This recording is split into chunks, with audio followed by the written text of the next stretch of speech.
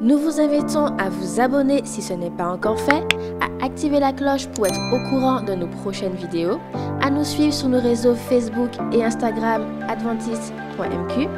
Bon visionnage et prenez soin de vous.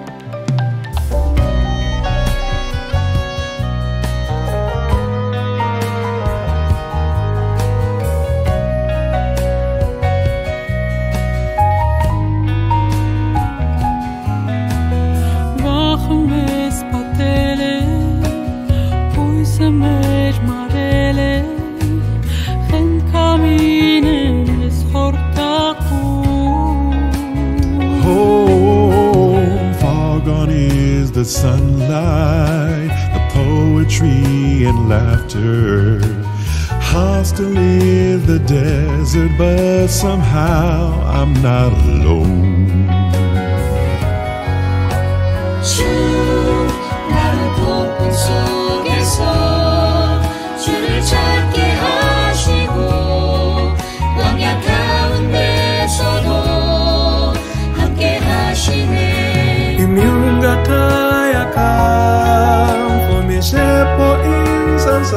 Der Lauf in tiefster Finsternis leuchtet deine Liebe wie ein Licht.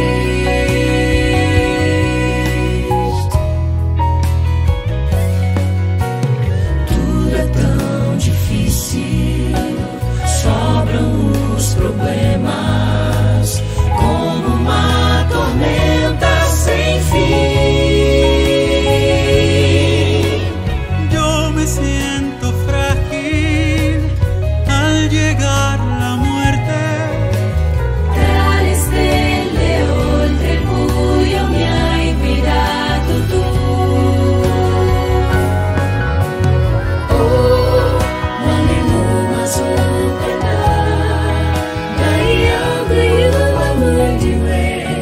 والبرية علمتني إن اتكل عليك وشوش يمكن ينزل حديد. Into the night I hold your hand, knowing you will guide me to your love. La tormenta es fuerte cuando solo estoy. Si no tengo a Dios, entonces no se le equivoco. All the natten kommer in i mig.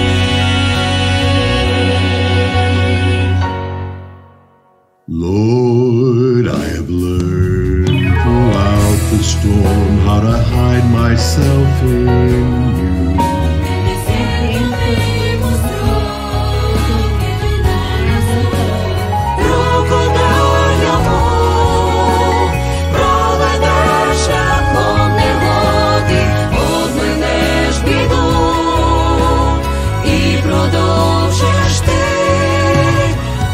Deserto cruel fez que eu aprendesse a ser feliz.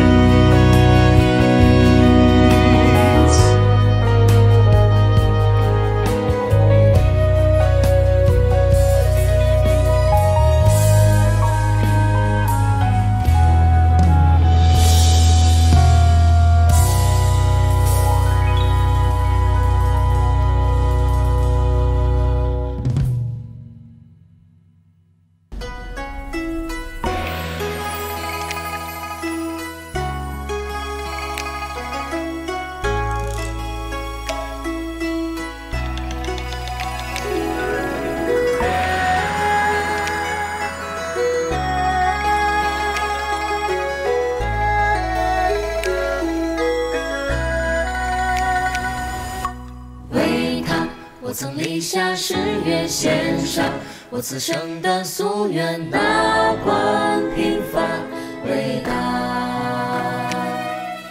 看那火柱闪耀着红烧亮，你我眼中的火，黑暗中也不退缩，扬声高唱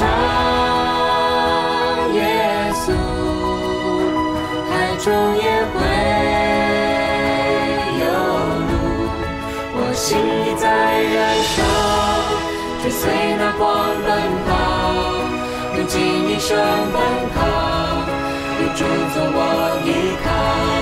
我心里在燃烧，追随那光奔跑，用尽一生奔跑，有主做我依靠。I'm a forward, I will go. I'm a forward, I will go. I'm a forward, I will go.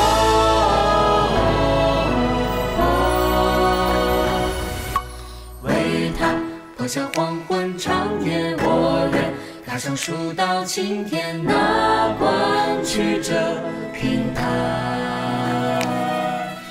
看那云层透出暖光，融化你我眉上的霜，路漫漫，心也滚烫。歌声高唱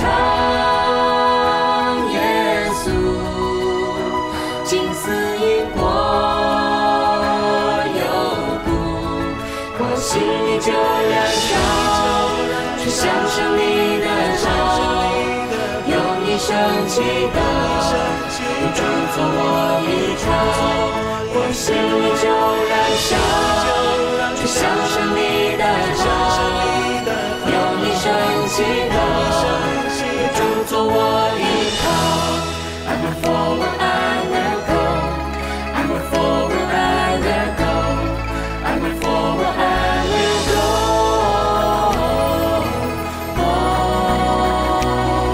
I'm a forward, I will go. I'm a forward, I will go. I'm a forward, I will go. Oh.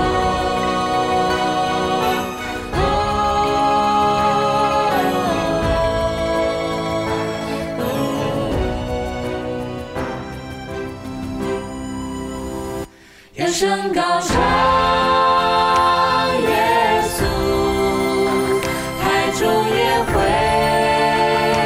有路，我心里就燃烧，追随那光奔跑，用尽一生奔跑，有主做我依靠，我心里就燃烧，去享受你的照，用一生祈祷，主你是我依靠。I'm a forward, I will go. I'm a forward, I will go. I'm a forward, I will go.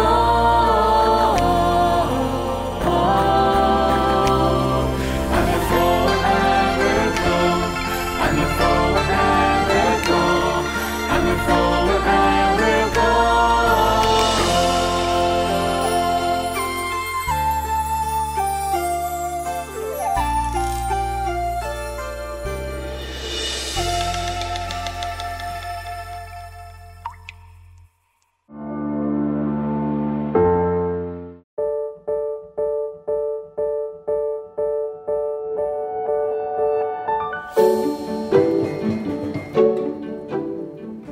Le Timor oriental est devenu indépendant en 2002.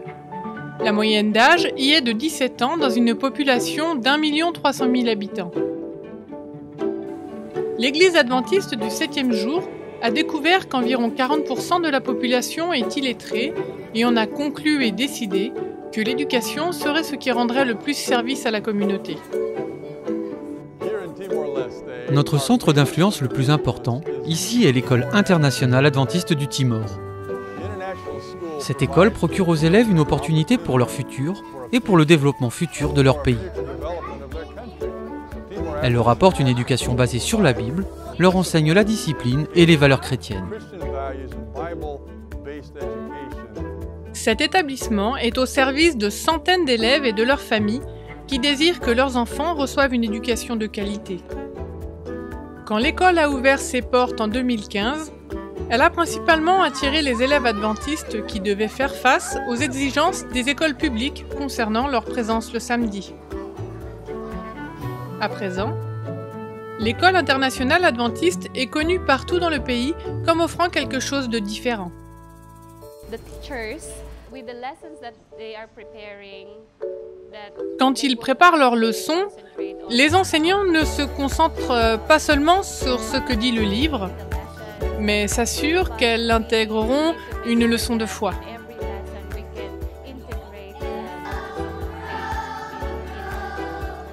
Et c'est cette différence qu'apprécient la plupart des parents. C'est d'ailleurs le but de notre existence ici, au Timor oriental. Nous voulons qu'à travers l'éducation, les habitants en sachent davantage au sujet de Jésus et de Dieu.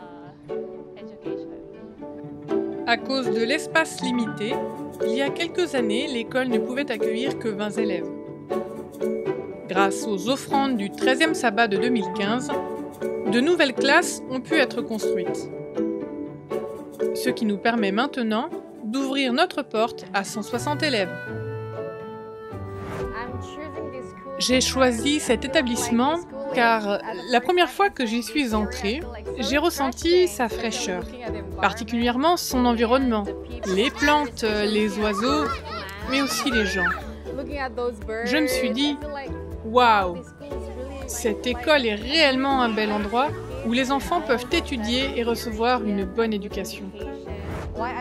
La raison pour laquelle j'ai choisi cette école, c'est que son enseignement est basé sur la Bible. En tant que parent, je pense que les enfants avec cette base grandiront en développant un bon caractère pour ressembler à Dieu. L'école a aidé l'Église adventiste à gagner de la crédibilité au Timor oriental, ce qui pourra ouvrir la possibilité d'utiliser de nouvelles méthodes pour le service. Grâce à cette école, le gouvernement reconnaît l'existence de l'Église adventiste dans ce pays. Cela n'avait jamais été possible avant. Mais grâce à elle, plusieurs responsables de l'éducation, au niveau du gouvernement, ont conscience de notre existence. Ce trimestre, vous avez à nouveau l'opportunité d'aider cette école. Elle a besoin d'un dortoir pour les élèves qui viennent de loin. Cela leur procurera un endroit sûr et facilitera le chemin vers les classes. De plus, cela rendra l'éducation adventiste accessible à davantage d'enfants du Timor oriental. S'il vous plaît, donnez à cette offrande du 13e sabbat et priez pour les enseignants et les élèves de cette école. Merci pour votre aide.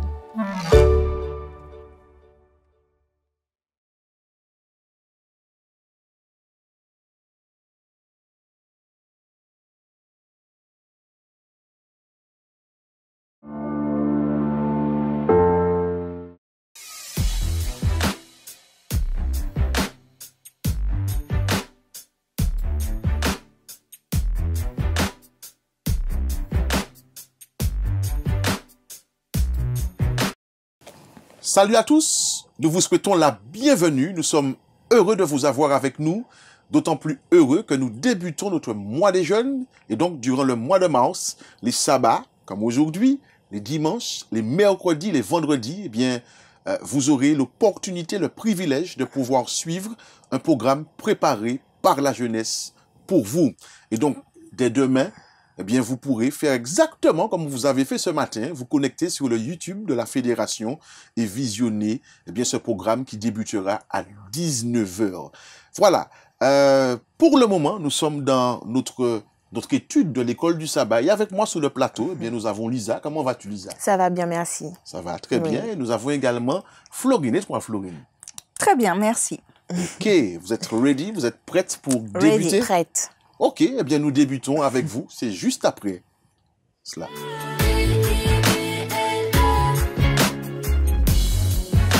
Alors, nous parlons de foi, nous nous disons chrétiens, etc. Mais concrètement, ça change quoi dans ta vie, Florine, bien d'avoir la foi? Ça a changé beaucoup de choses. Ça a changé ma vision, ma perception et mon rapport à l'autre. Depuis, effectivement, que j'ai foi en Dieu, que je suis chrétienne, j'envisage pas les relations personnelles et même professionnelles de la même façon qu'auparavant. Et puis, effectivement, ma vision, même vis-à-vis de moi, n'est pas la même. J'ai une perception qui est différente.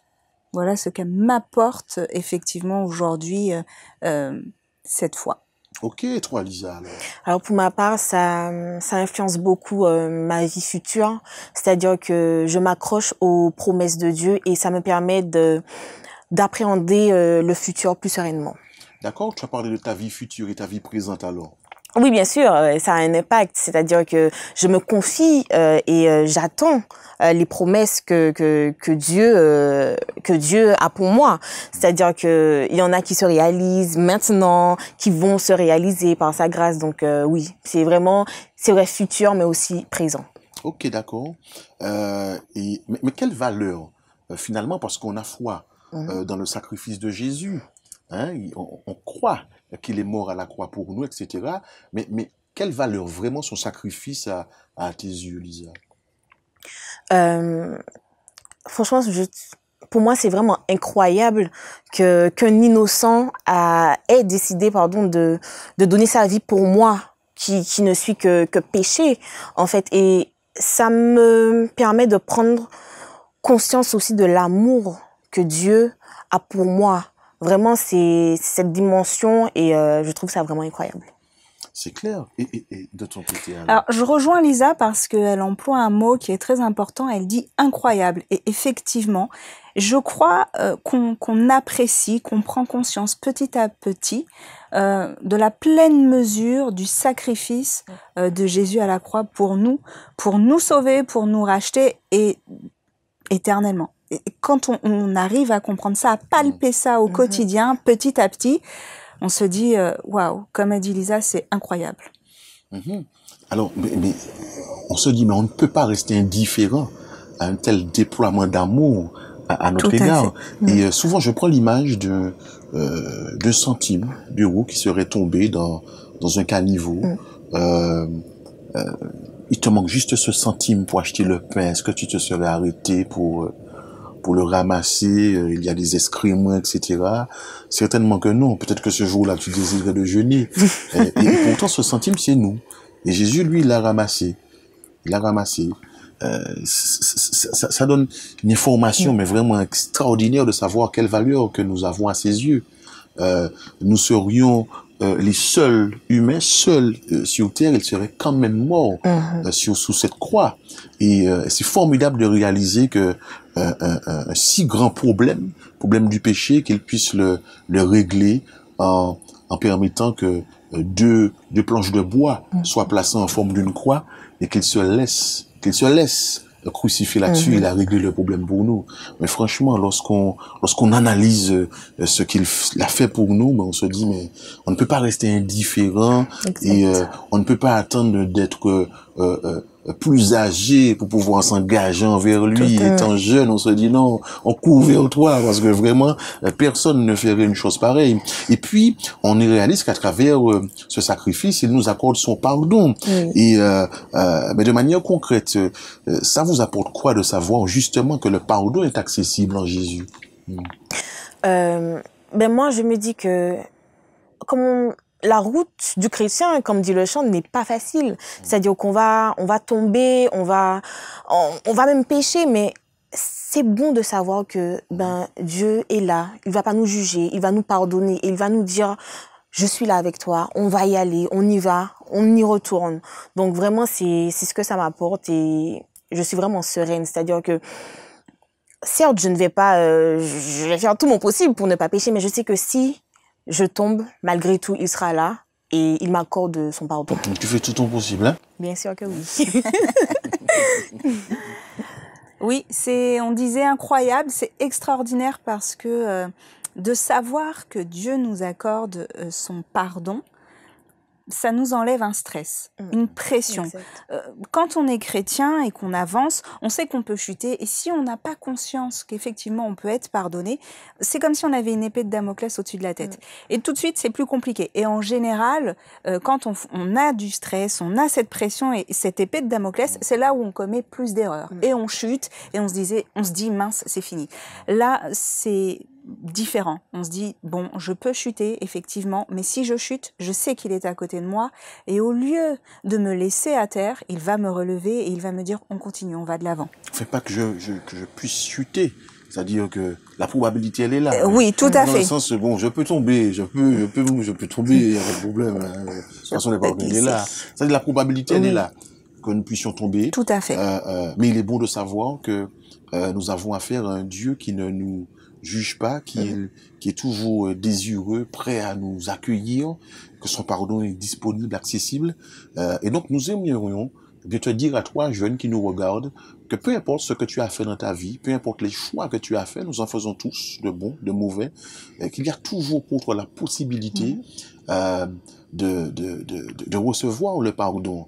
Et oui, il est désireux, il est prêt à te pardonner, à t'accorder ce pardon-là, et crois en lui, crois en cette possibilité, et puis avance. Et tu disais tout à l'heure, Lisa, que tu fais tout ce qu'il faut pour ne pas, et j'aime souvent dire que le seul effort délibéré qu'il nous faille produire en tant que chrétien, eh bien, c'est de rechercher le Christ. De rechercher le Christ. Exact. Parce qu'on va essayer de faire des choses par nous-mêmes. Mais parfois, on peut les faire de manière physique, mais le cœur n'y est pas. Mais par contre, rechercher le Christ. Et lui, eh bien, il nous donnera la force, il nous aidera, eh bien, à marcher dans la voie, dans le chemin qui mène à l'éternité, qui mène à la vérité, qui mène à la vie éternelle. Amen. Amen. Amen, amen, amen, amen. Amen, amen, amen. D'accord. Peut-être une autre question alors. Alors, c'est vrai que lorsqu'on réalise que Jésus, eh bien, c'est un homme qui donne sa vie pour l'humanité, s'est sacrifié, etc. Il nous accorde le pardon. Bon, on se dit, mais un gars comme ça, on veut l'avoir comme ami. Hein? Mais qu'est-ce qui fait que justement, non seulement il soit l'ami, mais il soit l'ami par excellence. Hein? Parce que on ne le voit pas, hein, finalement. Hein? On ne le voit pas. Hein? Bon, tu as des amis que tu côtoies, tu parles avec eux peut-être quotidiennement, mais qu'est-ce qui fait que, par contre, Jésus, pour toi, par contre, c'est différent. Lui, c'est l'ami par excellence. Est-ce que c'est déjà une réalité? Ben oui, c'est une réalité parce que Jésus, il est disponible, mais tout le temps. Il ne nous juge pas forcément. Enfin, pas forcément, il ne nous juge pas. Il est bienveillant. Il est toujours là pour nous, en fait. Et franchement, c'est un ami de rêve. C'est un ami de rêve. C'est vraiment l'ami par excellence parce que il est là, en fait. Il est présent. Il est vraiment là pour nous aider, pour nous faire avancer. Donc, que demander de mieux? Oui, je rejoins une fois de plus Lisa, c'est l'ami par excellence. Alors, c'est l'ami par excellence parce que avec Jésus, on a une certitude, c'est celle de ne pas être déçu. On peut se confier, on sait que ce secret restera avec lui. Ça ne sortira pas, si je peux dire, entre les murs, ça reste entre lui et moi. Donc, je peux me confier. Et puis, je peux me confier à tout moment. Effectivement, il a cette disponibilité que peut-être un autre ami ne pourrait pas avoir pour telle ou telle raison. Et rien que ça, c'est rassurant, c'est réconfortant. Et du coup, on peut se dire, bon, aujourd'hui, je vais pas bien et j'ai besoin de parler. Bon, bah, je vais aller voir mon ami Jésus et je vais lui parler. Je vais lui expliquer un petit peu ce que je vis, ce que je ressens. Et vraiment, c'est l'assurance de savoir que ce qu'on lui confie reste avec lui. Et puis derrière, ce qu'on lui confie, Jésus vient penser nos douleurs. Souvent, quand on se confie à cet ami extraordinaire qu'est Jésus, mais souvent après, on se sent mieux. On se sent plus serein, plus apaisé. Mais oui, mais je suis tout à fait d'accord avec vous. Il est bon d'avoir un ami qui peut efficacement nous conseiller. Et c'est vrai que on peut en avoir de terrestre, j'ai envie de dire, mais lui, le jugement sera toujours le meilleur. Toujours le meilleur. Il peut efficacement nous conseiller dans tous les domaines de la vie, que ce soit le domaine professionnel, le domaine scolaire, sentimental, peu importe le domaine, il aura toujours la bonne réponse, pas une réponse, mais la bonne réponse pour nous. Et puis, c'est vrai, tu évoquais le fait que ça reste secret, c'est entre lui et chacun d'entre nous, surtout à cette époque où très vite, il y a un accident, avant même de penser à aider la personne, on pense à filmer et à diffuser. Et puis après on réalise, mais on n'a pas encore... Enfin bref, ça va très très très vite. Mais lui, il garde ce que nous lui disons pour lui, il ne nous juge pas, mais lorsqu'il nous regarde, il voit déjà ce que nous pouvons devenir en lui. C'est formidable. C'est formidable. Donc c'est vraiment l'ami par excellence. Et puis, on peut ne pas toujours, comment dirais-je, avoir nos amis disponibles Voilà. dans des moments où nous avons le plus besoin d'eux. Mais lui, à n'importe quel moment, je me rappelle de l'épisode de Pierre, il a voulu marcher sur l'eau, il a marché sur l'eau, c'est formidable ça quand même, hein. Il a marché sur l'eau. Et mais à un moment donné, il commence à se noyer, etc. Et il a crié, Jésus, sauve-moi. Et Jésus était déjà prêt là à l'aider, etc. Il n'y a pas un cri qu'il ne puisse entendre. Hein? Donc c'est formidable. À n'importe quel moment, tu disais à n'importe quelle heure. C'est ça. H24, il est disponible. Est-ce que c'est cela d'ailleurs, le fait de voir en lui un ami, l'ami par excellence, est-ce que c'est ce qui vous retient? Pourquoi vous êtes encore à l'église? Pourquoi vous êtes encore là à le servir? Est-ce que c'est peut-être que cet aspect de lui, cette relation que vous pouvez avoir avec lui qui vous retient finalement? Comme tu l'as dit tout à l'heure, il n'a pas une réponse, pardon. Il a toujours la bonne réponse. Donc franchement, c'est ce qui me retient et je me dis en fait que, mais pourquoi quitter un ami comme ça? Pourquoi se détacher de quelqu'un qui, comme on l'a vu au début, a donné sa vie pour nous, qui nous conseille, nous aide, est bienveillant, mais pourquoi? Pourquoi? Moi, c'est ce qui me retient. Je me dis que Dieu a tant fait pour moi et il m'a encore promis tellement de choses que je me dis, mais je ne peux pas quitter quelqu'un, cet ami. Donc voilà, moi, c'est ça. C'est, oui, à quelque chose près, c'est pareil. Tu rejoins encore, hein? Je la rejoins décidément. Heureusement qu'elle parle avant, hein?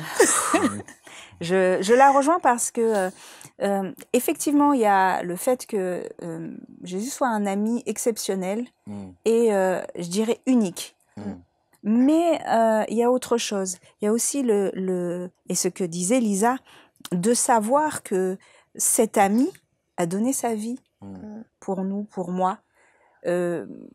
On a tous des amis, je ne suis pas sûre que... Peut-être que même dans mes amis, je ne crois pas. Et moi-même, je ne suis pas sûre de donner ma vie pour un de mes amis, même si je les apprécie. Mais je me dis... C'est bon à savoir. Ce que je veux dire, c'est que effectivement, c'est vraiment un ami exceptionnel et unique. Et de savoir qu'il a donné sa vie pour nous, mais et qu'il continue, qu'il est là, comme disait Lisa, il est bienveillant, il nous veut du bien, il veut le meilleur pour nous et il nous accompagne. Parce qu'on peut vouloir le meilleur et puis, avancez, débrouillez-vous. C'est pas le cas, il nous accompagne. On le sollicite, il répond. Sans arrêt, il n'est jamais fatigué, il n'est jamais las de nous entendre. Et pourtant, parfois, nous ne sommes pas faciles. Parfois, on va peut-être lui faire répéter, lui redemander, et il répond. Et toujours avec cette bienveillance, avec beaucoup d'amour. Alors oui, pourquoi finalement s'éloigner de quelqu'un comme Jésus? On n'en a pas envie. Et puis, toutes les promesses qu'il nous a faites, qu'il nous fait, on se dit c'est pas possible. On a déjà pu recevoir certaines de ces promesses et on a encore pour demain.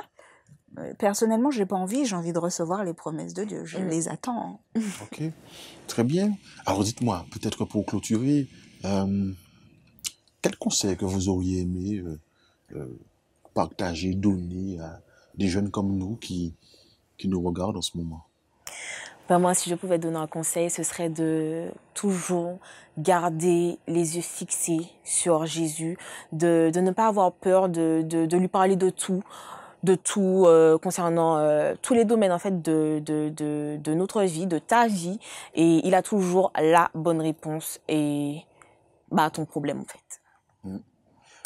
Le conseil que j'aimerais vous donner à vous les jeunes, c'est Jésus, c'est notre ami. Et quand on affectionne un ami, on cherche à savoir qui il est, on cherche à le connaître, on cherche à se rapprocher de lui. Alors n'hésitez pas, rapprochez-vous, apprenez à connaître davantage Jésus, vous serez agréablement surpris de ce qu'il fait, de ce qu'il peut faire pour vous. Alors vraiment, n'hésitez pas, foncez, ne vous posez pas de questions, allez-y, foncez, Jésus vous attend.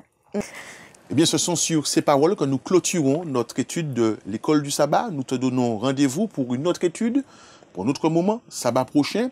Mais le premier rendez-vous pour toi, c'est dès demain soir, hein, sur le YouTube de la Fédération pour le mois des jeunes. Lisa, Florine, bien, on se voit sabbat prochain. À sabbat prochain alors. Que Dieu te bénisse.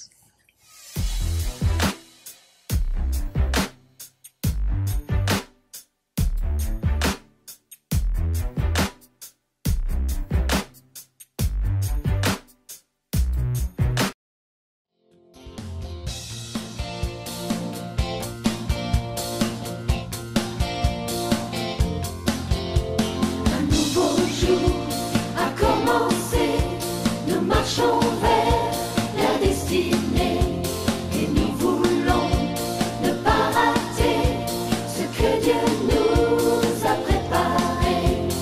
Laissons le soleil briller dans nos cœurs, écrasons l'ombre sous nos pieds et que dans nos vies souffle ta fraîcheur. Oui, nous décidons d'avancer.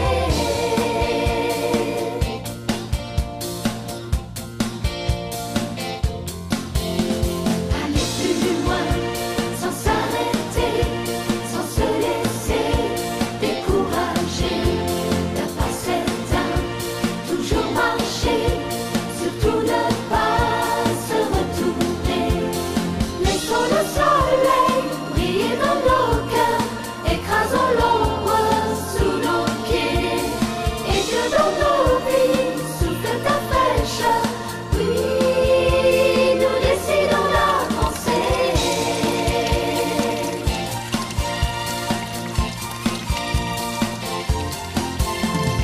Aller plus loin, ne pas se retourner, sans se décourager.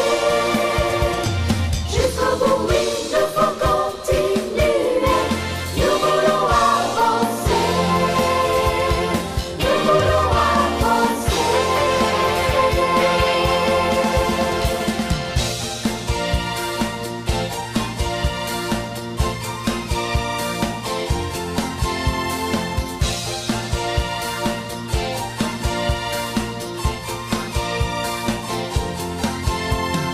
Laissons le soleil briller dans nos cœurs, écrasons l'ombre sous nos pieds et que dans nos vies souffle ta fraîcheur.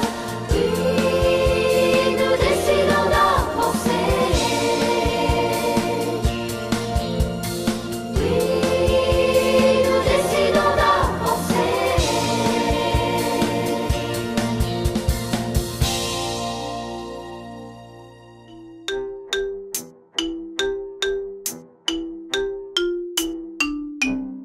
Cette vidéo est réservée à la section berceau. Son caractère répétitif a une visée pédagogique pour leur éveil spirituel. Merci de les accompagner. Bonjour amis de la Bible, c'est Tonton Jim. Aujourd'hui, j'ai l'une des plus belles histoires à vous raconter. Elle s'intitule « Le petit Isaac ». Et notre verset à mémoriser est tiré de Jean 15, le verset 12. « Aimez-vous les uns les autres. Regarde, voici Sarah, pauvre Sarah. Elle est très triste parce qu'elle n'a pas d'enfant. Abraham est le mari de Sarah. Lui aussi, il est très triste de ne pas avoir d'enfant avec Sarah. Il est d'autant plus triste parce que Sarah pleure. Abraham aime beaucoup Sarah. Alors il l'embrasse, il lui tapote le dos et lui dit « Ne sois pas triste, ma chérie. Je ne veux pas que tu sois triste. » Sarah pleure. « J'ai toujours voulu avoir un bébé, mon propre bébé, et maintenant je suis trop vieille. »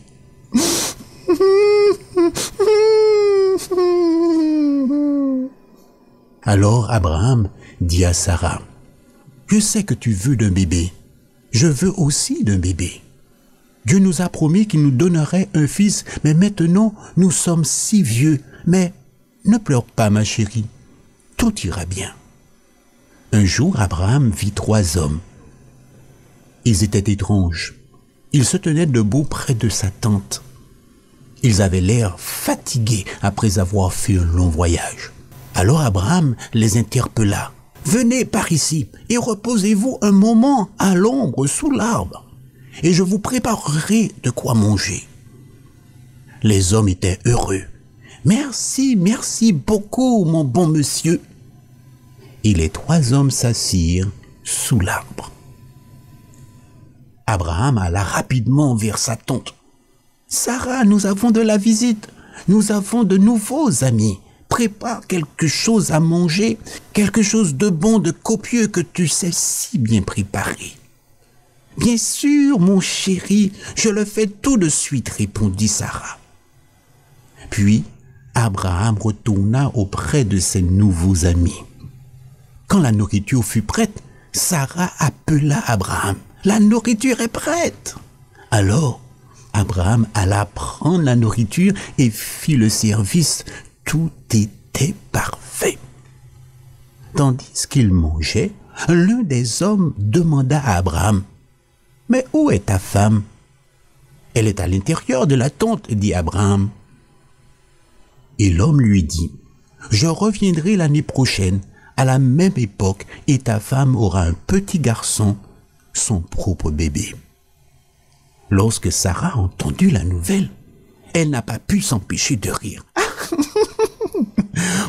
Moi, avoir un bébé à cet âge, cela me fait tout drôle. L'homme entendit Sarah rire et dit, « Elle pense qu'elle est trop vieille pour avoir un bébé. Mais vraiment, y a-t-il quelque chose d'impossible pour le Seigneur ?» Alors, Abraham comprit que ce visiteur était vraiment le Seigneur qui était venu lui rendre visite. Et puis, les 3 hommes partirent. Tout arriva comme le Seigneur l'avait dit. 1 an après, Abraham et Sarah eurent un petit garçon. Regarde le bébé, il s'appelle Isaac, qui veut dire « il nous a fait rire ». Sarah et Abraham aiment Isaac. Ta famille t'aime et prend aussi soin de toi, parce que les membres d'une famille s'aiment les uns les autres, comme Jésus nous le demande. Alors, nous pouvons le chanter. Quand Jésus est dans ma famille, quel heureux foyer, quel heureux foyer, quel heureux foyer. Quand Jésus est dans ma famille, quel heureux foyer, quel heureux foyer, quel heureux foyer. Remercions Dieu pour notre famille. Tendre Père, merci pour ma famille. Merci d'être avec nous au nom de Jésus. Amen. Rappelle-toi, ta famille t'aime et Jésus t'aime aussi.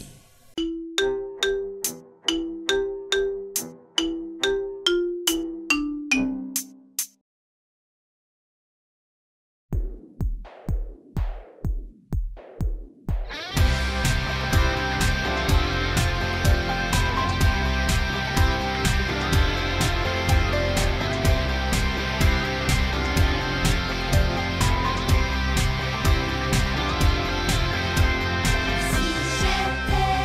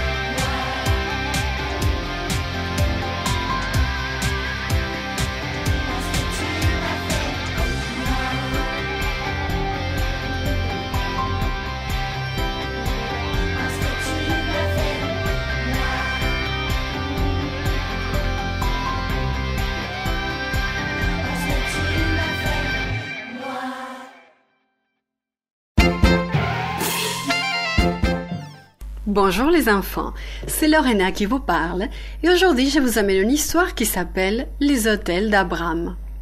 Le verset à mémoriser nous dit « Servez le Seigneur joyeusement » Psaume 102. Et le message dit que les membres de la famille adorent Dieu ensemble. Abraham, Sarai et Lot voyagèrent pendant plusieurs jours. Parfois, ils marchaient. Parfois, Sarai s'asseyait sur le dos d'un gros chameau. Les serviteurs couraient çà et là, empêchant les troupeaux des moutons et des chèvres de s'égarer. Les animaux de charge portaient les tentes et leurs autres possessions. Parfois, des gens venaient pour regarder l'importante caravane, étrange à leurs yeux, alors qu'elle passait par là. « Qui es-tu » demandait-il à Abraham. « Où vas-tu » ?« Je suis Abraham, » répondait-il. « J'adore le seul vrai Dieu qui vit dans les cieux. Il m'a dit de quitter mon foyer dans la ville de Ur et de partir pour un nouveau pays. Et j'ai obéi à ses paroles. » Les gens qui écoutaient n'avaient jamais entendu parler du Dieu d'Abraham. Parfois ils disaient « Mais parle-nous davantage de ton Dieu ». Certaines des personnes qui écoutaient décidèrent même d'adorer les dieux d'Abraham, et ils se joignirent à la grande caravane d'Abraham. Finalement, après un long voyage, Abraham et tous ceux qui l'accompagnaient traversèrent la frontière de Canaan. Ils campèrent à côté d'un grand chêne à un lieu appelé Sichem. Ce jour-là, Dieu apparut à Abraham. « Abraham, dit-il en lui montrant toutes les directions, je vais donner ce pays à tes enfants, aux enfants de tes enfants et à leurs enfants. » Abraham vit que le peuple qui habitait le pays de Canaan adorait les idoles.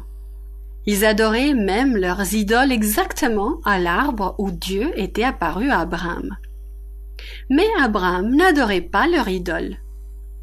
Il construisit plutôt un autel au vrai Dieu près de cet arbre. Lui et sa famille adoraient Dieu en ce lieu. Lorsqu'Abraham quitta ce lieu et que les Cananéens revinrent adorer leurs idoles, ils virent l'autel qu'Abraham avait construit au seul vrai Dieu. Ils surent que les dieux vivants avaient été adorés là. Abraham, Sarai, Lot, leurs serviteurs et tous les gens qui s'étaient joints à la caravane voyagèrent de plus en plus loin dans le pays de Canaan. Dieu les conduisait. Il montrait à Abraham tout le pays qui appartiendrait à ses enfants.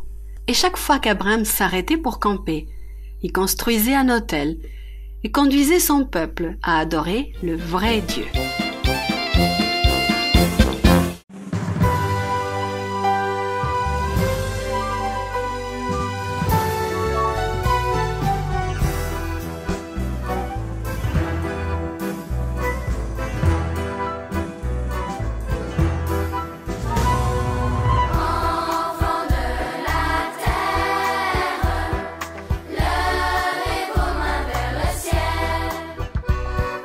Comme une prière.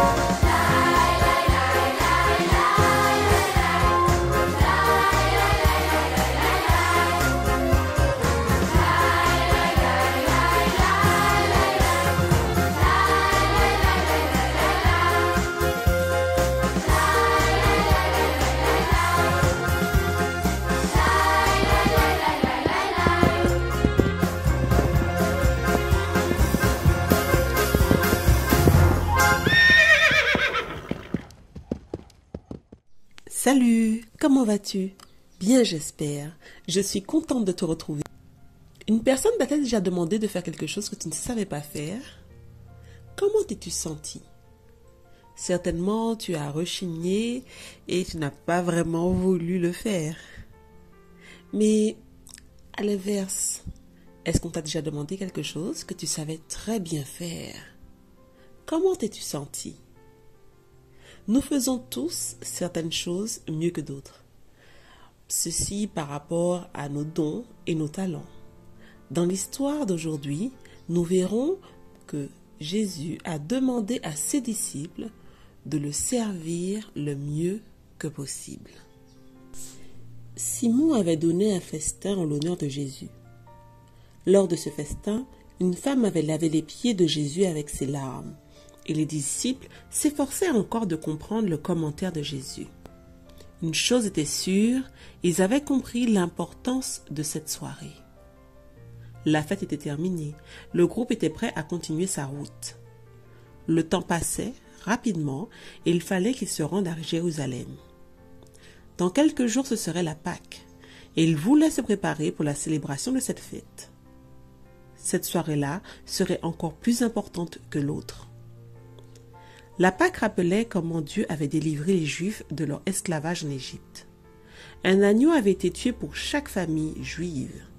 Il avait badigeonné les poteaux de leur maison avec le sang de la victime et l'ange avait épargné leur maison. Tu verras cela dans Hébreux 11 au verset 28. Oui, cette Pâque serait différente et Jésus le savait. Il avait déjà dans son esprit les scènes de son jugement et de sa mort à venir. Mais ce n'était pas encore le moment. Il devait préparer la Pâque avec ses disciples. Alors, il donna des instructions. « J'ai un plan pour cette occasion spéciale, Pierre et Jean. Je veux que vous alliez en ville aujourd'hui. Après avoir passé les portes de la ville, vous verrez un homme portant une cruche d'eau. Suivez-le, dit Jésus. Mais écoutez bien, lorsque vous verrez cet homme entrer dans une maison, entrez avec lui et demandez à voir le maître de la maison. Vous lui direz que le maître aimerait savoir quel est le lieu où il mangera la Pâque avec ses disciples, continua Jésus. Dès qu'il vous montrera la chambre haute, meublée et toute prête, alors faites les dernières préparations pour la Pâque. Pierre et Jean se dépêchèrent de se rendre en ville comme Jésus leur avait ordonné. Jésus avait le souhait que les choses soient faites de manière méticuleuse, afin que le moment soit parfait avec ses amis pour son dernier repas. C'est pour cela qu'il a donné des instructions qui devaient être suivies minutieusement. De même, Jésus a envoyé plusieurs de ses disciples préparer la dernière scène. Il nous prépare, nous aussi, à son service. Dieu nous fait des dons afin que nous puissions édifier son Église. Pour bien les utiliser, nous devons comprendre que les dons et les talents viennent tous de Dieu. Nous devons aussi admettre que nous n'avons pas tous les mêmes dons. Nous devons connaître qui nous sommes et ce que nous faisons le mieux. Nous devons consacrer nos dons au service de Dieu et non à notre succès personnel. Nous devons aussi utiliser pleinement nos dons au service de Dieu sans rien retenir. Tu sais, mon ami, toi aussi tu as des dons et je t'encourage vraiment, si tu le sais déjà, tant mieux, mais si tu as l'impression qu'il n'en a pas, prends le temps de t'asseoir et de réfléchir à ce que tu fais le mieux. Assurément, tu as au moins un don. Je souhaite vraiment que tu puisses le mettre pleinement au service de l'Éternel et que ainsi tu puisses le faire fructifier. Je te souhaite un bon courage et à très bientôt. Top chrono! C'est parti les amis pour les Olympiades de la foi. Les Olympiades de la foi? Tu n'es pas au courant, Naëlie? C'est le parcours destiné aux enfants et aux adolescents, comprenant des défis, des actions missionnaires, des textes bibliques à mémoriser et encore et encore. Ça doit être génial! Je le pense aussi. Chaque semaine, avec les encadrants des églises, tu pourras participer à ce programme et obtenir une médaille à la fin du parcours. une médaille, nous serons des champions. Alors je cours vite annoncer cette nouvelle à tous mes amis. Fais comme moi.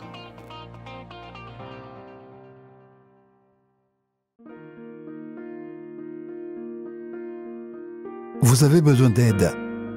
Vous souhaitez vous entretenir avec un pasteur, un psychologue, un conseiller en relations d'aide. La cellule d'écoute de la Fédération des Églises adventistes du 7e jour de la Martinique est à votre disposition, 7 jours sur 7, de 8h à minuit, au 0805 288 394. Cet appel est gratuit.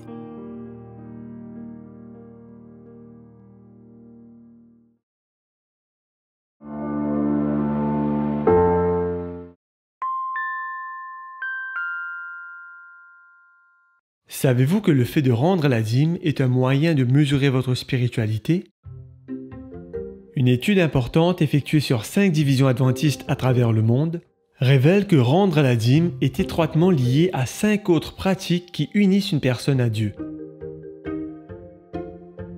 Étudier quotidiennement la Bible, avoir un temps de prière quotidien, vivre le sabbat, étudier régulièrement la leçon de l'école du sabbat et être présent à l'école du sabbat. L'absence d'une de ces pratiques, y compris rendre la dîme, peut indiquer qu'une séparation spirituelle est en cours, ce qui augmente le risque d'apostasie. D'ailleurs, un des premiers signes qui montre que quelqu'un ne fait plus confiance à Dieu et à sa parole, c'est lorsqu'il ne rend plus la dîme. C'est comme si le Dieu qu'il adore serait si faible que s'il obéissait à sa voix en rendant la dîme, Dieu serait incapable de prendre soin de lui. En effet, pour rendre la dîme, on doit premièrement croire qu'il y a un Dieu dans le ciel, que sa parole est toujours irrévocable, et qu'en tant que pourvoyeur, il dirige les événements de la vie, étant capable de faire bien plus que ce que nous demandons ou pensons. Souvenez-vous qu'en adorant Dieu par votre dîme, vous renforcez votre relation avec lui, exerçant votre foi en lui en tant que pourvoyeur. Lorsque vous rendez votre dîme et que vous vous engagez, demandez à Dieu de vous donner des habitudes spirituelles saines qui renforceront votre confiance en lui et qui vous garderont connectés à son amour infini. Mettons nos désirs en dernier et Dieu en premier.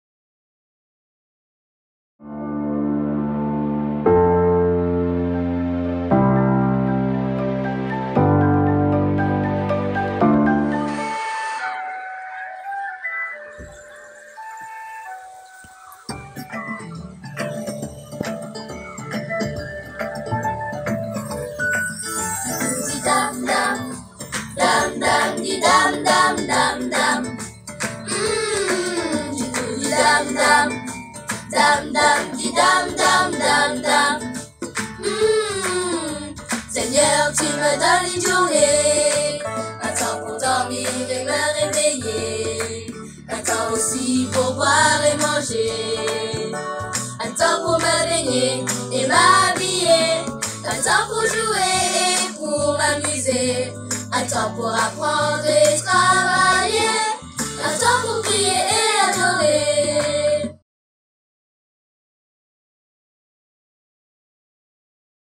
Mamie, je peux voir ce qu'il y a dans le paquet?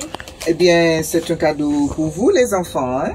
Mais ce n'est l'anniversaire ni de moi ni de Mathéo. Je sais, je connais les dates de vos anniversaires, mais je n'ai pas pu m'empêcher de vous offrir ces cadeaux avec l'accord de maman, bien sûr. Mathéo, viens voir. Quoi? Mamie nous a offert des cadeaux et je me demande bien ce que c'est. On peut l'ouvrir maintenant?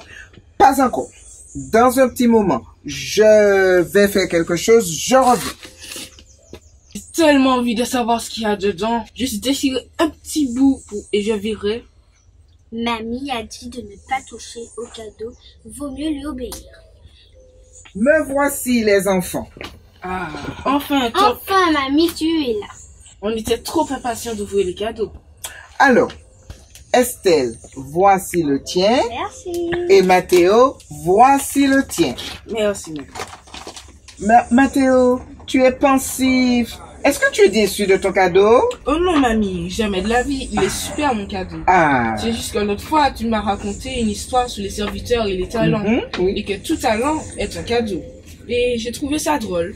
Dieu donne à tous, enfants, jeunes, adultes, aînés, des talents, des qualités spéciales qu'ils doivent utiliser au service de Dieu et au service du prochain. Alors toi, tu as le don du dessin et tu nous as fait des petits dessins et c'est pour cela que nous avons encadré tous tes petits dessins.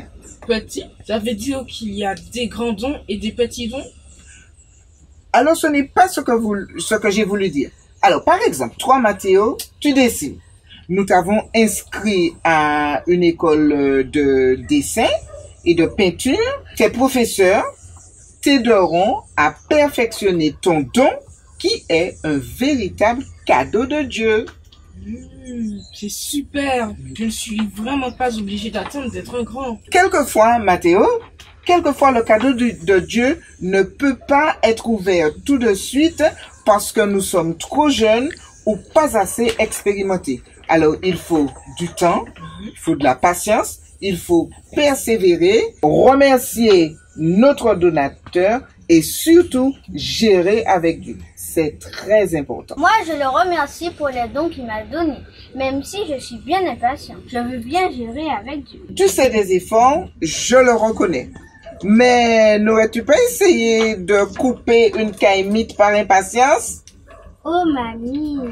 Tu vois, les caïmites ne seront à point que dans 2 jours. En y réfléchissant, mes enfants, savez-vous qu'un don peut être comparé à une caïmite? À une caïmite?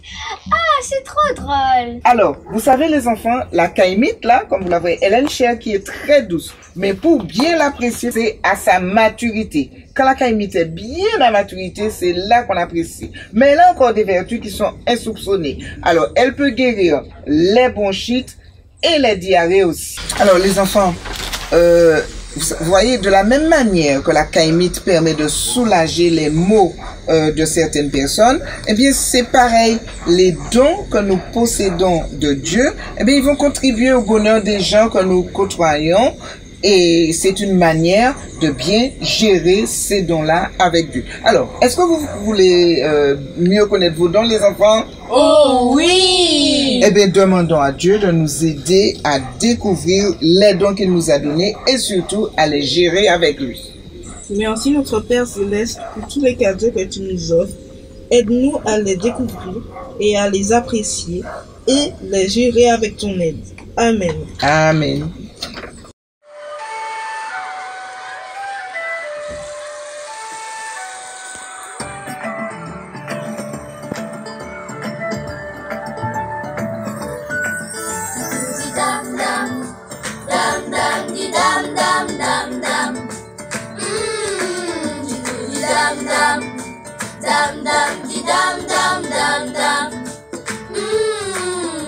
Seigneur, tu me donnes une journée, un temps pour dormir et me réveiller, un temps aussi pour boire et manger, un temps pour me baigner et m'habiller, un temps pour jouer et pour m'amuser, un temps pour apprendre et travailler, un temps pour prier et adorer. À toi qui me regardes derrière ton écran, je tiens à te souhaiter une bienvenue. Mais avant de commencer ce moment de louange à notre Dieu, je t'invite à prier avec moi. Seigneur Dieu Tout-Puissant, conduis ce moment de louange, qu'il soit pour ta gloire. Amen.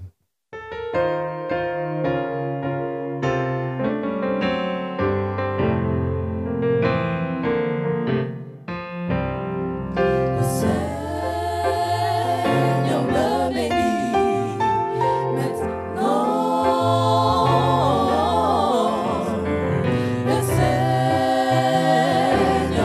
bénit.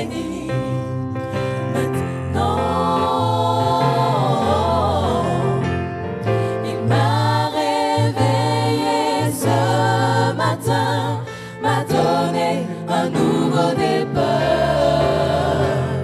Le Seigneur, Seigneur, Seigneur, le Seigneur me bénit maintenant. Le Seigneur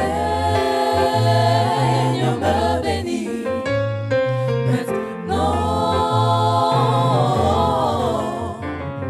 Le Seigneur me bénit maintenant. Il m'a réveillé ce matin, m'a donné un nouveau départ. Le Seigneur, Seigneur, Seigneur, le Seigneur me bénit maintenant. De tout mon être, alors s'élève un chant. Dieu tout-puissant, que tu es grand. De tout mon être, alors s'élève un chant. Le Seigneur, Seigneur, Seigneur, le Seigneur me bénit maintenant. Il me bénit, il me bénit, il te bénit, il te bénit, il vous bénit, il vous bénit, il nous bénit, il te bénit, il me bénit, il te bénit, il te bénit, il vous bénit, il vous bénit, il nous bénit. Le Seigneur, Seigneur, Seigneur, Seigneur, le Seigneur me bénit. Le Seigneur, Seigneur, Seigneur, Seigneur, le Seigneur me bénit.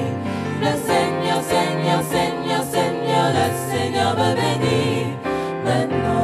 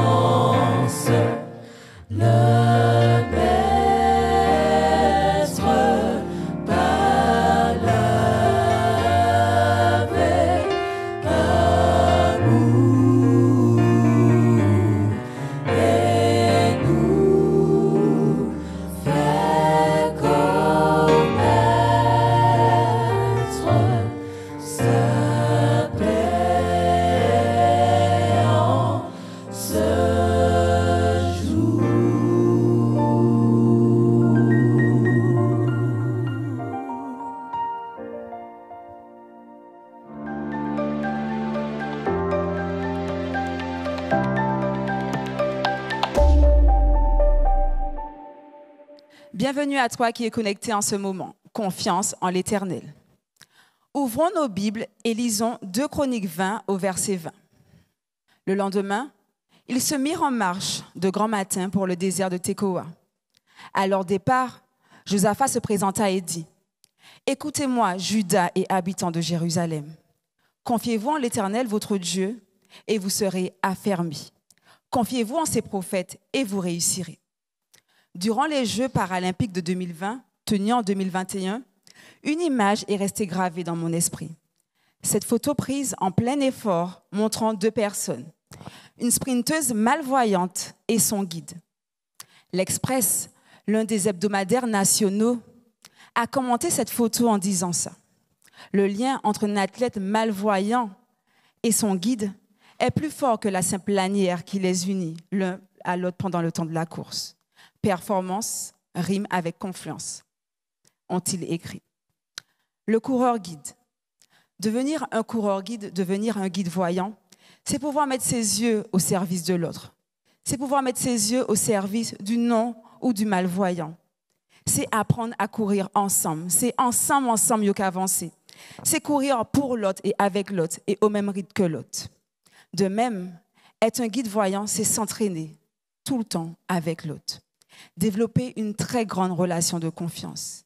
Le coureur guide doit connaître l'athlète qui va accompagner. Je vais vous parler des attributs du coureur guide.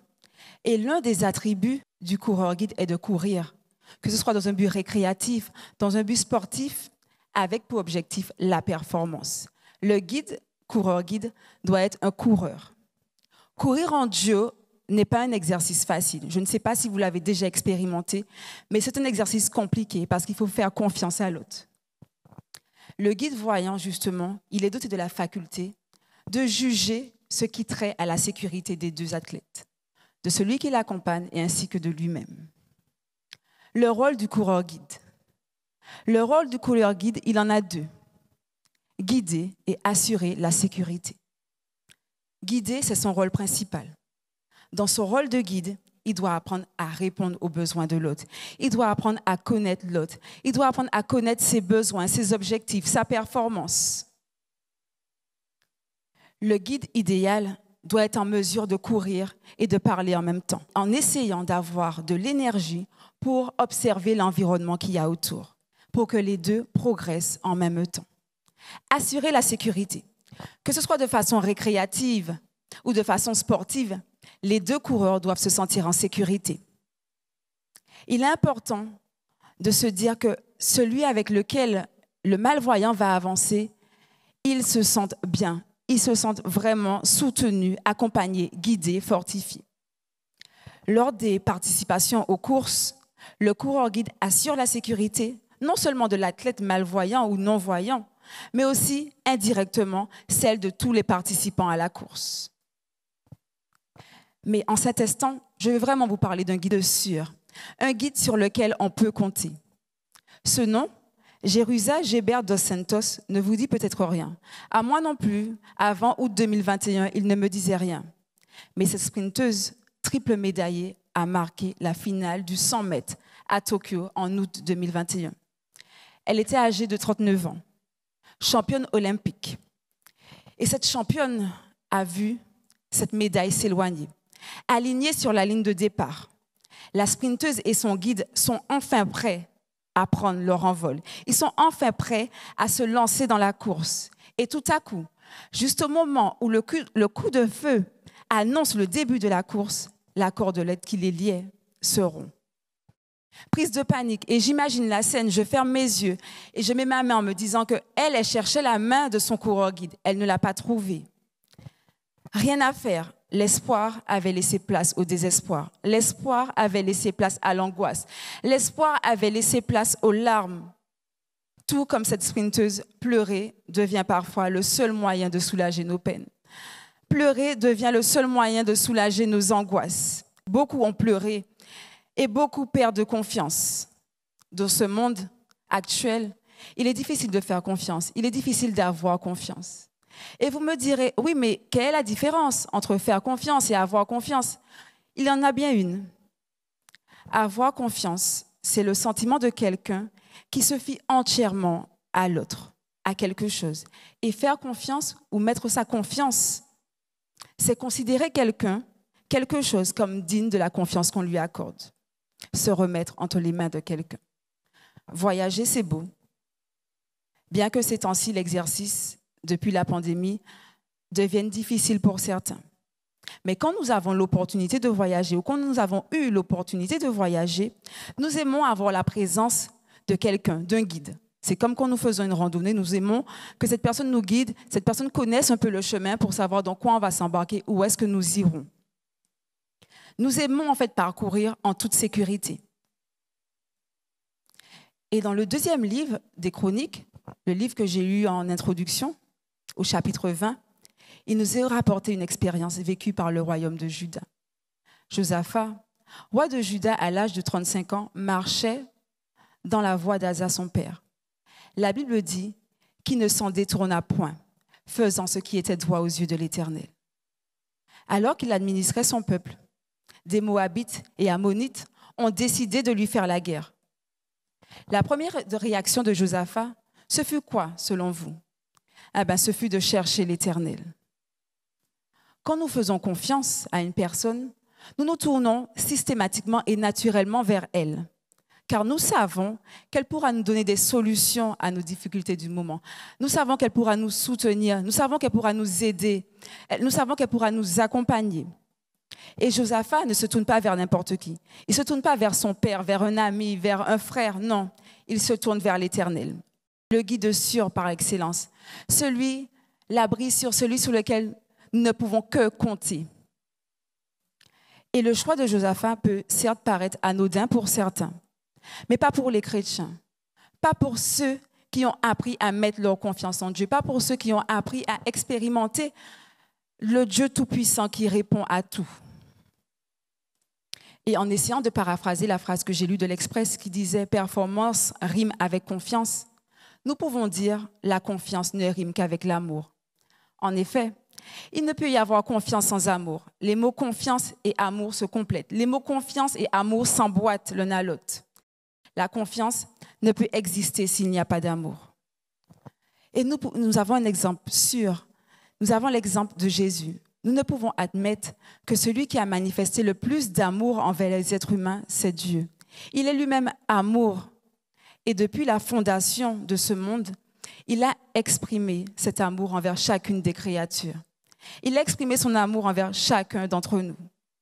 Il l'a particulièrement démontré par le don du souffle de vie, par le don de la croix. Regardez à la croix du Calvaire. Il y a là un gage permanent de l'amour sans borne, l'amour sans faille, l'amour indestructible, l'amour qui est grand et qui ne s'explique pas. Des compassions infinies du Père Céleste. Et dans 2 Chroniques 20, au verset 20, Esdras rapporte les paroles de Josaphat en ces termes. « Confiez-vous en l'Éternel, votre Dieu, et vous serez affermis. Confiez-vous en ses prophètes, et vous réussirez. » Nous allons décomposer ces 2 versets en 4 parties. 2 conditions, 2 conséquences. 2 conditions. Confiez-vous en l'Éternel, votre Dieu, et confiez-vous en ses prophètes. Les 2 conséquences, vous serez affermis et vous réussirez. Oui, vous réussirez. Oui, nous réussirons. Nous restons sur ces 2 conditions, conséquences. Confiez-vous en l'Éternel, votre Dieu. Il est notre Dieu, et Job l'a dit. Vous connaissez l'histoire de Job. Job a vécu des moments difficiles, mais il l'a dit, il l'a affirmé, il a dit haut et fort, Dieu est grand. Oui, Dieu est grand, chers jeunes. Mais sa grandeur nous échappe. Le nombre de ses années est impénétrable. Oui, Dieu est digne de confiance, tout simplement parce qu'il est notre Dieu. Le geste de Josaphat, en recherchant Dieu premièrement, le démontre bien. Josaphat se tourne vers Dieu. Ce n'est pas un geste banal, un geste anodin. En se tournant vers Dieu, Josaphat démontre sa foi en ce qu'il a appris à connaître lui-même. Il a appris à expérimenter la présence de Dieu. Ce n'est pas une attitude qui prit naissance du jour au lendemain.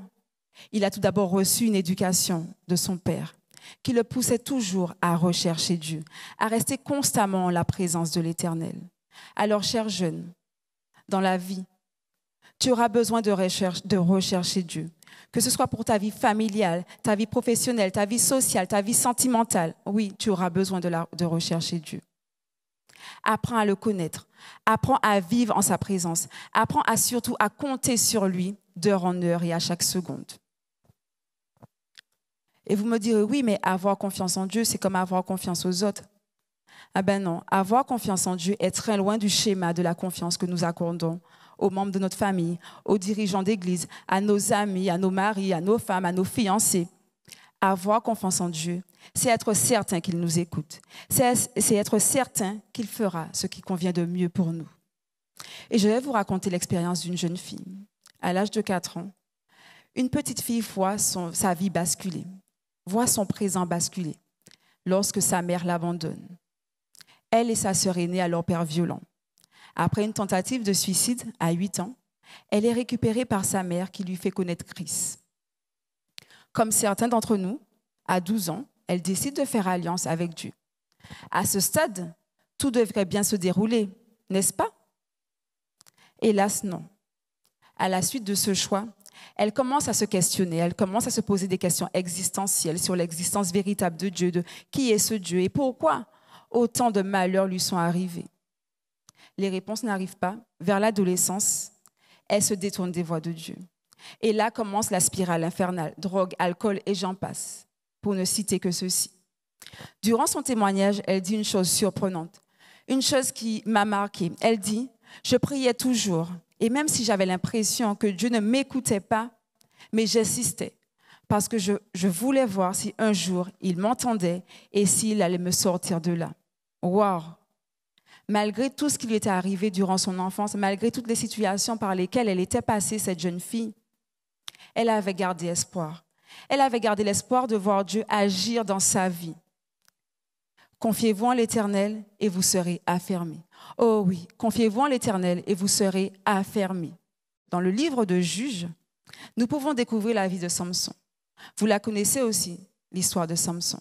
Et une chose est étonnante quand même. Malgré tous les mauvais penchants de cet homme, il garda une force phénoménale qui venait de Dieu directement. Et un jour, suite à une désobéissance de plus, l'Éternel ne fut plus avec lui. Était-ce fini? Et non, rien n'est jamais fini avec l'Éternel. Il pria Dieu. Samson prit le temps de prier Dieu. Seigneur Dieu, souviens-toi de moi, je t'en prie. Donne-moi la force seulement cette fois-ci, ô Dieu, et que de seul coup, je tire vengeance des Philistins pour mes 2 yeux. Quel est le lien entre la jeune fille et Samson? Eh bien, le lien entre les deux, c'est que les deux avaient gardé leur confiance en Dieu, oui, et ça avait payé. Avoir confiance en Dieu, c'est accepter les réponses à nos demandes. Avoir confiance en Dieu, c'est accepter les réponses à nos soupirs. Avoir confiance en Dieu, c'est accepter les réponses à nos désirs, à nos prières. Se confier en Dieu, c'est se découvrir totalement. C'est laisser Dieu prendre le contrôle de toute notre vie. C'est laisser Dieu prendre le contrôle de tout notre être.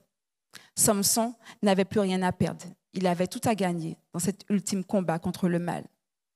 Samson prit conscience durant ces moments de malheur que seul Dieu était son espoir, que seul Dieu était son appui. Il a reconnu qu'il pouvait compter que sur Dieu. Que Dieu est un abri sûr, un secours toujours prêt dans la détresse. Que Dieu est un guide sûr. C'est pourquoi il va dire ces paroles que nous connaissons au psaume 46. C'est pourquoi nous n'avons rien à craindre. Même si la terre se met à trembler, même si les montagnes s'écroulent au fond des mers, même si les flots de la mer mugissent, écument, se soulèvent à faire trembler les montagnes. Amen. Certains événements, certaines blessures nous laissent dans le chaos total. Nous nous laissons souvent submerger par les volcans, nous nous laissons souvent submerger par les tsunamis, nous nous laissons souvent submerger par les tremblements de terre qui explosent dans nos vies. Et nous oublions que nous avons un Dieu en qui nous pouvons avoir confiance. Et dans ces moments-là, nous sombrons. Alors, garder confiance est notre seule sauvegarde dans ce monde de désespoir. Et je vais conclure en reprenant le commentaire de l'Express. Il disait « Le lien entre un athlète malvoyant et son guide est plus fort que la lanière qui les unit le temps de la course. Performance ne rime qu'avec confiance. Dans cette pratique de course pour les malvoyants, pour les non-voyants, pour les aveugles, les options diffèrent selon le degré de vision. Et malheureusement, les accidents arrivent, comme celui de Jerusa Gilbert dos Santos. Durant notre voyage sur Terre, nous avons besoin d'avoir l'assurance de parcourir cette route avec un guide sûr. Comme ces coureurs qui souffrent de malformations quelconques, nous avons besoin d'un guide qui nous connaît parfaitement. Nous avons besoin d'un guide qui connaît l'itinéraire à parcourir. Nous avons besoin d'un guide qui a une vision générale des dangers qui nous menacent. Et oui, les obstacles seront nombreux. Nous ne les voyons pas. Notre vision du monde est trop étriquée. Notre vision du monde est étriquée. Eh bien, nous portons le regard sur nous-mêmes. Nous sommes centrés sur notre petite personne. Et emprunter ce chemin seul de la vie n'est pas raisonnable. Il est irraisonnable, il est déraisonnable. Et c'est même manquer de sagesse. Notre guide sûr, chers jeunes, l'Éternel des armées. Notre guide sûr, le Seigneur des seigneurs. Notre guide sûr, le Roi des rois. Il aura toujours et il voudra toujours nous proposer son aide. Il désire nous porter dans ses bras d'amour. Il désire nous accompagner. Il veut assurer notre sécurité. Notre guide sûr, oui, c'est Jésus-Christ. Il a laissé son palais céleste pour venir sauver des personnes qui lui ont totalement tourné le dos. Des personnes qui ont rompu le lien qui existait entre lui et elle. Maintenant que l'alliance a été rétablie, veillons à ne pas rompre ce lien. Le lien de la foi, le lien de la confiance. Gardons en mémoire les paroles de ce cantique qui a pour titre « Confiance ». Écoute attentivement, cher jeune. Tu peux même fermer les yeux pendant que je vais lire. Quand le ciel s'ouvre à ta prière et que t'élevant de la terre, tu t'approches du divin roi, de Jésus, crois au sacrifice. Dans sa justice, réjouis-toi. Mais dès que l'épreuve cruelle succède à cette heure si belle, et dès que vacille ta foi, prends courage et courage. Dieu voit tes détresses. Dieu n'est pas insensible à tes détresses.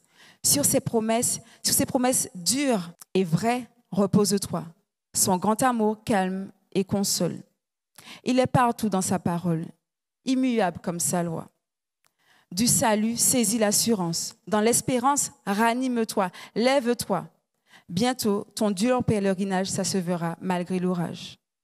À la rencontre de ton Dieu, à la rencontre de ton roi, refoulant tes vaines alarmes, séchant tes larmes, prépare-toi. Et oui, cher jeune, garde confiance en Dieu.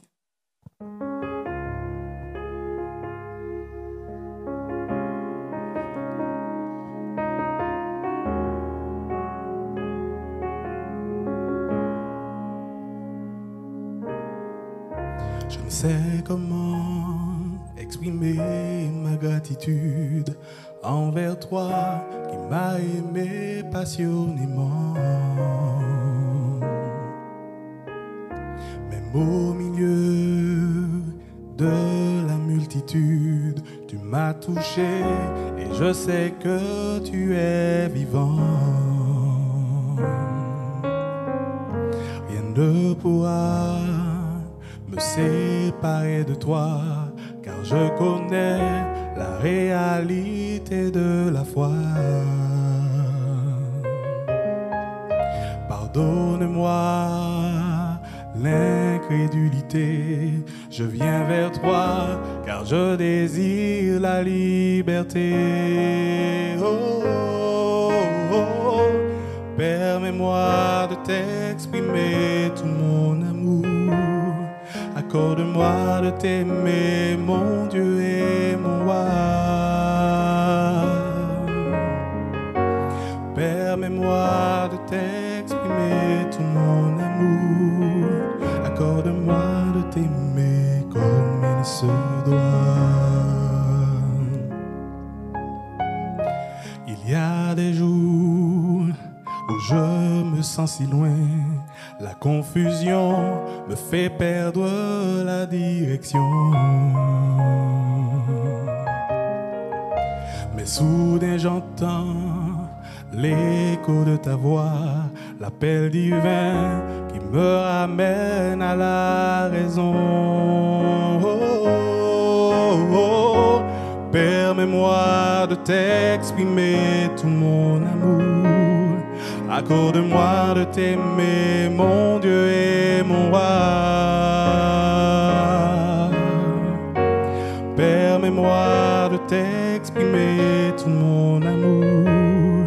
Accorde-moi de t'aimer comme il se doit. Permets-moi de t'exprimer tout mon amour. Accorde-moi de t'aimer, mon Dieu et mon roi. Permets-moi de t'exprimer tout mon amour. Accorde-moi de t'aimer comme il se doit. Accorde-moi de t'aimer comme il se doit. Accorde-moi de t'aimer comme il se doit.